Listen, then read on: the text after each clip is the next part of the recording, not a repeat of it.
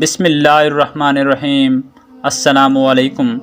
امام طبرانی نے ابو قبیل سے سند حسن کے ساتھ روایت کیا ہے کہ جب سیدنا امام حسین رضی اللہ تعالیٰ عنہ کو شہید کیا گیا تو سورج کو شدید گہن لگ گیا، حتیٰ کہ دوپہر کے وقت تارے نمودار ہو گئے، یہاں تک کہ انہیں اطمینان ہونے لگا کہ یہ رات ہے۔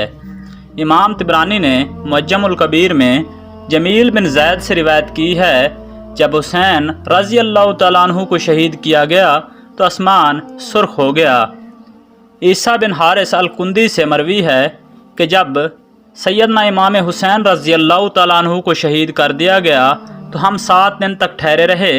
جب ہم عصر کی نماز پڑھتے تو ہم دیواروں کے کناروں سے سورج کی طرف دیکھتے، گویا وہ زرد رنگ کی چادریں محسوس ہوتا، اور ہم ستاروں کی طرف دیکھتے، ان میں سے بعض سے ٹکراتے۔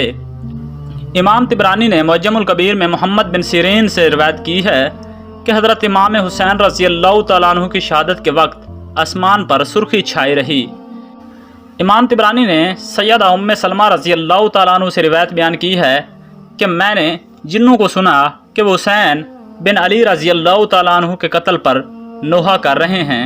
امام طبرانی نے زہری سے روایت کی ہے کہ جب حضرت حسین رضی اللہ تعالیٰ عنہ کو شہید کر دیا گیا تو بیت المقدس کا جو بھی پتھر اٹھایا جاتا اس کے نیچے تازہ خون پایا گیا۔